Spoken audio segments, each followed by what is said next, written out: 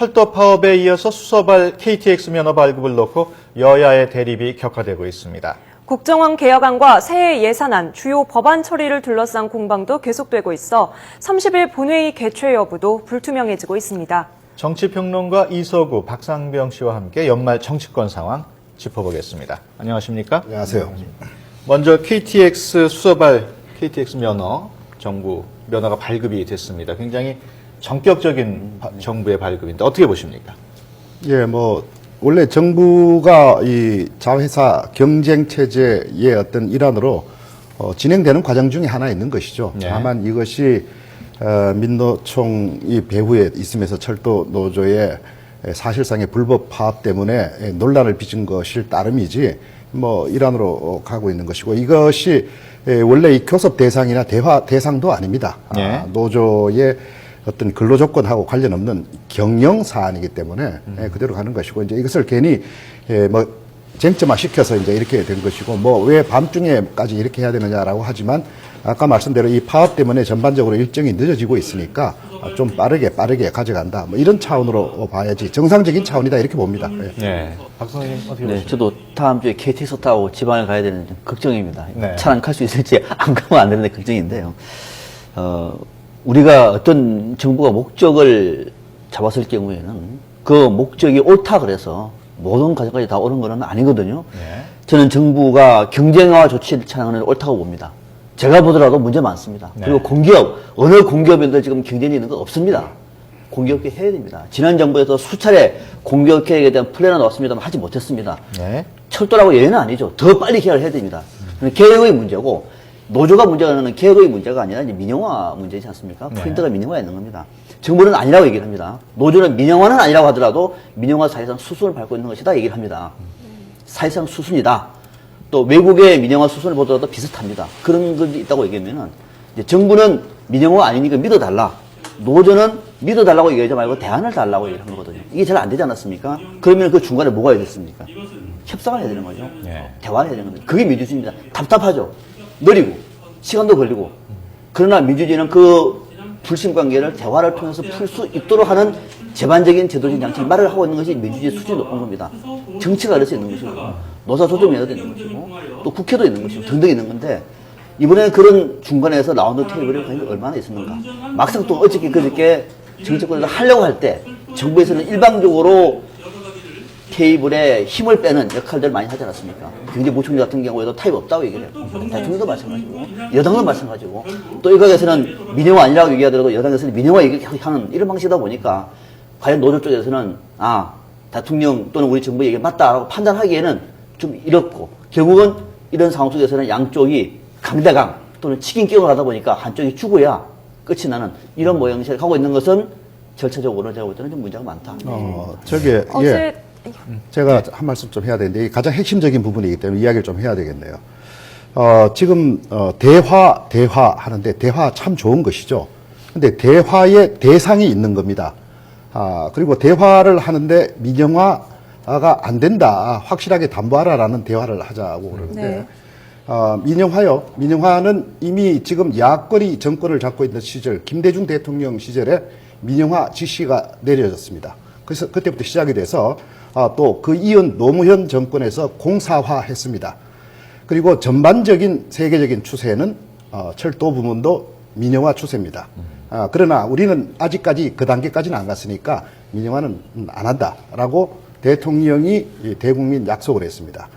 법 그러는데 민영화를 법으로 하자 그러면 우선 여러 가지 국제 관계, 지금 요즘 이야기 계속 나오지 않습니까? FTA 이런 데에서도 정면 유예되니까 그런 걸 법으로 할 수 없는 겁니다. 그리고 만약에 그걸 꼭 법으로 한다고 한다면 앞으로 공공부문 철도만 있습니까? 통신도 있고 운수도 있고 공부문 대단히 많습니다. 이거 개방하면 안 된다, 민영화하면 안 된다 이러면서 전부 법으로 하자. 법보다 더 중요한 건 지금 말씀드린 대로 대통령과 정부 강요의 대국민 약속입니다. 법으로 한 거는요, 오히려 나중에 법도 고치면 그만입니다. 그러니까 이것은 빌미를 잡기 위한 빌미일 따름이고 대화 대상도 아닌 겁니다. 이걸 가지고 타협을 하라, 대화를 안 한다? 이거는 빌미를 잡기 위한 것밖에 안 된다. 그런 이야기죠. 네. 네. 박 선생님도 동의하십니까? 동의하지 않습니다만 그냥 예. 지나가십시오. 어제 국회 환노위 차원에서 좀 대화하려는 노력이 있었고 네. 또 여권 일부에서도 면허 발급을 연기하는 것과 또 파업 중단을 놓고 좀 물밑 협상이 이루어지는 모양새였는데 일부에서는 철도 파업을 보는 시각이 좀 새누리당과 청와대 시각이 다른 거 아니냐 이런 지적이 나오고 있습니다. 아무래도 이제 청와대 입장에서는 단호할 수밖에 없는 거죠. 내년에는 박근혜 정부가 어떤 성과를 만들어내야 됩니다. 올해 1년 동안 얼마나 소모적인 정쟁을 많이 벌였습니까? 앞서 뉴스에도 나왔습니다만 중국, 일본 같은 경우는 지금 저렇게 국가 이익을 위해서 그침없는 행보를 하고 있는데 우리는 지난 1년 동안 내내 내집 문제 때문에 얼마나 혼란스럽습니까? 이것이 누구 탓이다가 아니라 결국은 우리 국민 모두가 피해를 보고 있지 않습니까? 내년에는 성과를 만들어내야 되거든요. 그러면은 내년에 박근혜 대통령이 약속했던 국정과제 중에서 지금 공공계획 부분이 굉장히 큰 과제입니다. 이거는 국민들이 전폭적으로 지지하고 있습니다. 공공계획 문제는 뭐 신의 직장, 요즘에는 신도 부러워하는 직장이라고 얘기를 많이 합니다. 물론 그분들은 억울할지 모르겠습니다만 국민의 눈높이는 이제 높습니다. 공공기관 자체가 경쟁력도 없고요. 해야 되는데 할 수 있는 성과가 뭐냐면 국민의 지지를 받아야 되는 거거든요. 혁명을 하는 건 어쩌면 간단합니다. 그냥 칼로 쳐버리면 됩니다. 그러나 개혁을 하기 위해서는 정말로 끈질기게 저항하는 상대를 끌어안고 설득을 시키는 것은 어려운 겁니다. 그래서 민주주의는 비용이 많이 드는 거거든요.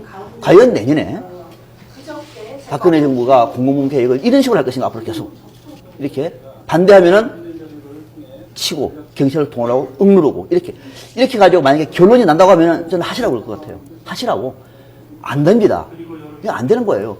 결국은 이렇게 가지고 공공부문이 실패하는 것이고 박근혜 정부는 위태로워질 것이고 그러니까 이런 것들을 누가 아느냐 여당은 아는 거예요. 왜? 선거를 치르기 때문에. 네. 여당은 민심에서 지금 어디로 가고 있는 걸 알고 있는 거거든요. 그래서 청와대는 성과를 내기 위해서 발이 바쁘다고 하더라도 여당은 민심을 들어서 선거를 치르기 때문에 이거는 좀 그렇다라고 하는 생각을 할 수가 있는 거거든요. 그거는 저는 온전한 입장의 차이라고 봅니다. 다만 이제 청와대 입장이 커지고 여당이 존재감이 부각이 안 되다 보니까 지금은 청와대와 노조가 앞서 말씀드린 것처럼 치킨 게임을 가름 속에서 이따가 대규모 집회가 있지 않습니까? 대규모 충돌로 가는 상황이 지금 벌어지고 있는 것이다. 이렇게 판단을 하는 겁니다. 네. 지금 그 말씀은 아주 일부의 시각만을 강조해서 이야기하는군요. 지금 지난 1년 정쟁의 결과 민심이 어떻습니까? 자, 우선 정쟁을 주도한 민주당 한번 지지율 보십시다. 10%입니다. 정쟁의 결과가 그겁니다. 민심은 대통령 일 좀 하게 해주자. 이렇게 발목 잡아서 되겠느냐. 이렇게 돼 있는 겁니다. 이걸 지금 반대로 해석을 하거든요. 그러면 앞으로 계속 그런 정쟁을 가자는 이야기입니다. 정쟁이 뭐가 정쟁이냐? 서로 타협 가능하고 합리적인 설을 내놓고 정말 서로 해보려고 할 때는 그건 정쟁이 아니고 그것이야말로 대화하고 타협인데 문제는 정쟁을 위한 정쟁. 내년 지방선거를 겨냥한 정치투쟁. 이것을 할 때는 그게 정쟁인 것입니다. 보십시오. 지금은 조금 지나갔지만 수그러들었지만 댓글 결과도 안 나온 걸 가지고 불법이다라고 단정을 하고 사과하라고 1년 동안 어떻게 보면은 그 한 거 아닙니까? 지금도 똑같습니다. 대화 대상이 될 수 없는 걸 가지고 이야기를 하면서 왜 대화 안 하느냐, 타협 안 하느냐 이러면 정권 위험하다? 반대죠. 저는 반대 결과가 분명히 올 것이다 이렇게 봅니다. 네. 수배죽인 철도노조 사무처장이 어제 민주당사로 피신을 했고 네. 민주당사에서는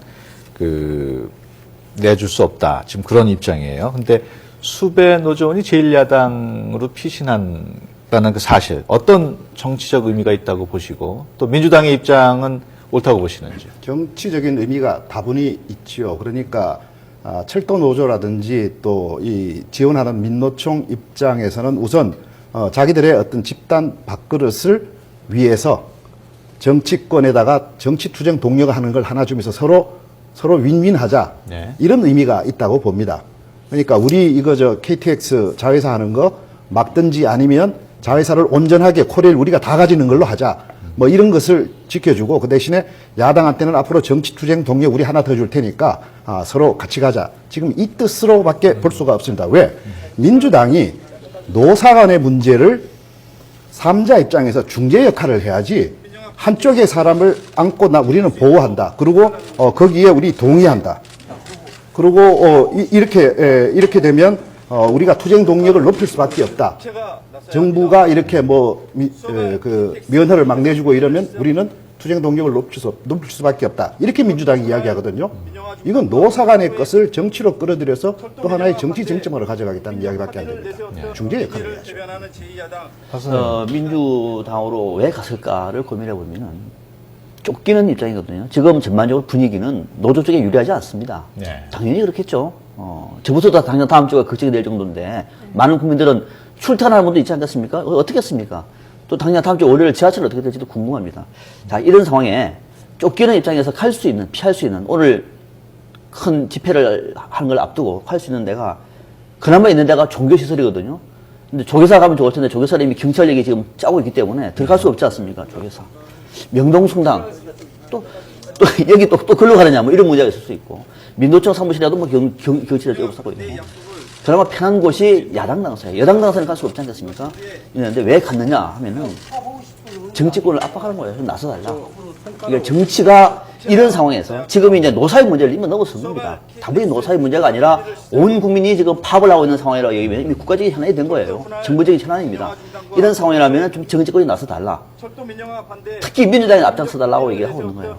그런 맥주를 간 건데 민주당이 지금 나설 수 있는 상황도 없습니다. 이미 일단락 돼버렸습니다. 면허 발급 이게 취소시킬 겁니까?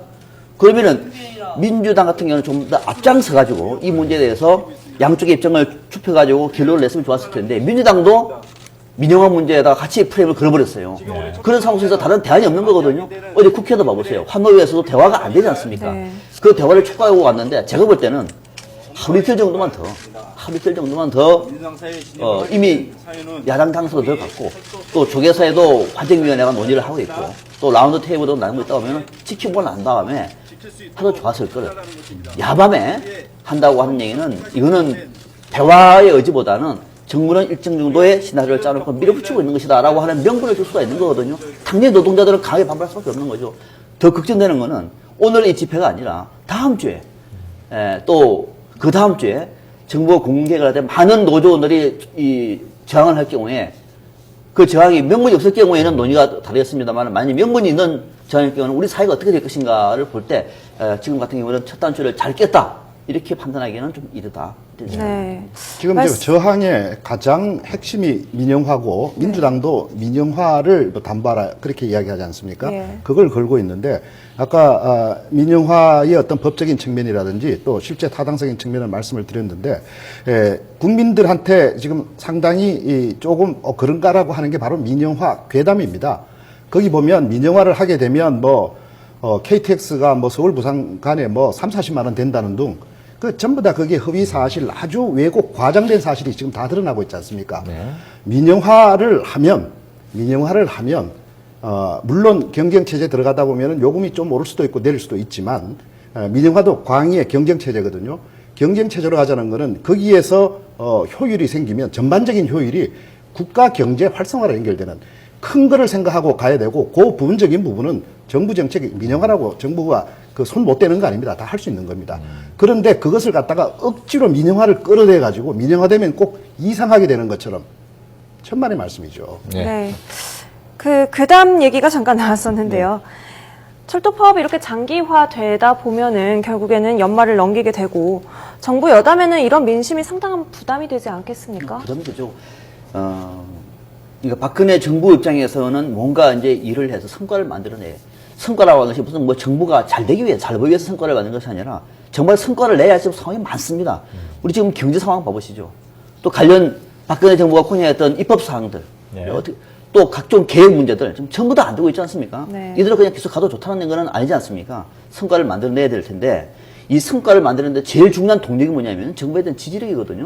그러니까 박근혜 정부가 이렇게 해가지고 계속 지지율이 올라가고 그러면은 힘으로 밀어붙인다고 하더라도 되겠습니다만은 지지율이 올라갈까요? 그리고 또 많은 사람들이 이렇게 노동자라든지 또는 다른 전체 민노총이라든지 한국노총이 동원될 경우에는 우리 사회가 또 양극화 되는 겁니다. 또 결국은 양극화 논리 또는 진영 논리에 묶이게 돼요. 이렇게 될 경우는 모든 것이 정치 투쟁으로 갈 수밖에 없는 겁니다. 국회도 엉망진창이 되는 거예요. 내년에 풀분이 뻔한 겁니다. 이것을 해소하기 위해서 앞서 제가 말씀드린 것처럼 목적이 정당하다고 하더라도 절차와 방법론이 있어가지고 적어도 정부라고 얘기하면은 반대하는 사람을 설득시 끝까지 지키기보다는 좀 시간이 늦어진다고 하더라도 또 좀 지체된다고 하더라도 그런 방법이 필요했는데 이렇게 강하게 밀어붙여서 치킨 게임을 갈 경우에 예를 들어서 오늘 10만 명이 아니라 5만 명이 보다 칩시다. 다 초토화시켰다 칩시다. 그럼 게임이 끝납니까? 안 끝납니다. 더 강하게 반발할 겁니다. 자, 그런 점이 우려된다. 이런 말씀을 드립니다. 우리 이세호 선생님. 더 강하게 반발한다는 건 집단 이기주의를 주장하는 사람들의 반발인 것이죠. 국가 전체, 국민 전체를 봐야죠. 그것은 과도하게 넘어섰다 그러면 그건 당연하게 법에 따라서 조치를 해야죠. 그건 뭐 그런 이야기고, 성과를 내야 한다는 점 당연히 성과를 내야 되죠. 근데 성과를 지금 못 내고 있는 부분 중에 중요한 원인이 지난 1년의 정쟁입니다. 가령 박근혜 대통령 정부가 공약을 하고 집권을 했습니다. 국민이 그럼 한번 해봐라. 140개 국정과제를 내놨습니다. 그러면 국민의 뜻에 따라서 하기로 했던 거는 국회가 특별한 어떤 상황 변동 없으면 그 큰 뜻의 범위 내에서는 입법 뒷받침을 해줘야 되는 겁니다. 그런데 하나도 안 했습니다. 이 책임이 어디 있느냐? 국정 발목 잡은 겁니다. 정쟁하느라고 다음 선거 때문에. 그거 하나 있고, 두 번째 또 하나는 정부의 각 부처의 문제도 있습니다. 가령 국정과제라든지 이런 것을 집행을 해 나가려면 공무원들이 뭘 하는 겁니까? 여가 됐든 야가 됐든 집권되고 그 내세웠던 국정과제를 이야기하면 그거를 적극적으로 실행할 의무가 있는 건데 정부 부처가 잘 안 움직였습니다. 그 부분도 문제가 있습니다. 그거는 이제 새해에 글쎄요, 박근혜 대통령 정부가 어떻게 할지 그건 또 두고 봐야 될 과제고요. 그 다음에 성과 중에 하나가 이런 식으로 정쟁이 또 일어나고 계속 사회 혼란이 부당한 걸 가지고 계속 일어나면 국정과제 이거 하기가 어렵겠죠. 그러나 동시에 국정과제가 달성되기 위해서도 그 기반이 돼야지 국정과제를 할 수 있는 겁니다. 그 기반이 뭐냐? 개혁이죠.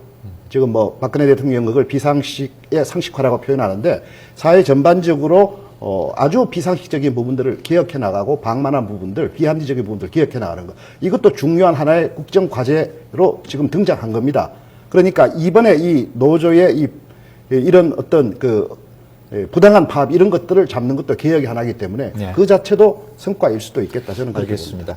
알겠습니다. 철도 파업 얘기는 여기까지 하고요. 국정원 개혁안 얘기도 한번 짚어보겠습니다. 어제 여야가 정치 개입하는 공무원의 처벌을 강화하는 걸 토대로 해서 큰 틀의 합의를 이뤘거든요. 어떻게 평가하십니까?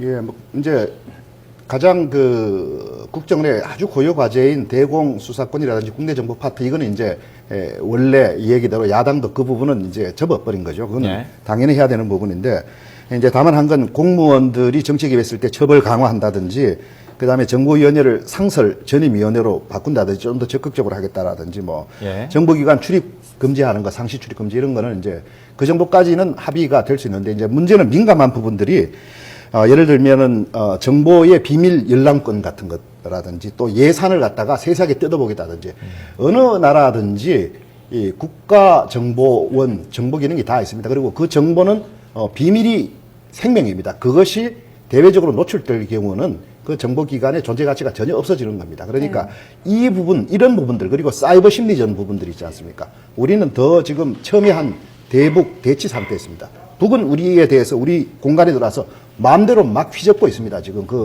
사이버 상을 통해서. 이런 부분들에 대해서도 좀 더 야당 입장에서는 좀 더 들여다보겠다라고 하는데 들여다보는 건 좋은데 이 비밀이 대외로 나갈 경우 수많은 예산을 들인 국가정보기는 없어지는 겁니다. 그러니까 이 부분에서는 어떤 정파적인 이해관계가 아니라 국가 안보의 차원에서 봐야 되는데 이 부분에서 민감한 부분이 아직 최종 타결이 안 난 것 같습니다. 네. 박 선생님.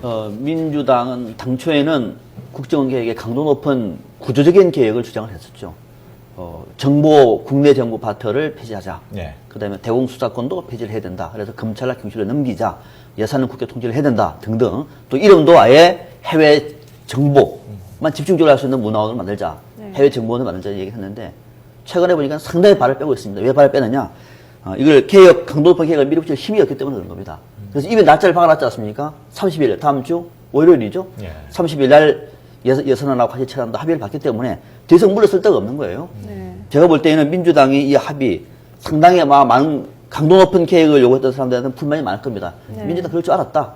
민주당 지도부가 밀어붙일 힘이 없었기 때문에 네. 저보다 과잉 나왔다든지 아니면은 지도부가 책임을 질 문제죠. 제가 볼 때는 합의한 걸 탓할 수는 없는 거죠. 여야 합의이기 때문에. 네. 그러나 민주당을 통해서 국정원의 강도 높은 계획을 요구했던 많은 사람들은 상당 부분 좀 실망을 하지 않겠느냐. 아마 민주당한테는 좀 역풍이 불 가능성이 네. 있다 이렇게 봅니다. 예. 특히 말씀하신 것처럼 민주당 초선 의원들 일부 강경파 같은 경우에는 합의안을 거부할 움직임까지 지금 보이고 있거든요. 이렇게 되면 말씀하셨듯이 개혁안은 물론이고 새 예산안 처리도 결국에는 계속 미뤄지는 건데 이 부분에 대해서는 좀 어떻게 그러니까 이 생각하세요? 민주당 보면은 조금 심하게 표현하면 정말 콩가루입니다. 어떻게 지금 이 정당이 대한민국 제일 야당이 되어 있는지 저도 이해하기 어렵습니다. 네. 예. 저는 민주당을 좋아서 민주당을 한 것이 아니라 야당이 건강해야 여당도 건강한 것이고 그래서 강력한 정당 경제를 통해서 의회 경제를 견인하는 것이 민주주의 발전입니다. 네. 대한민국은 그렇게 가야 됩니다.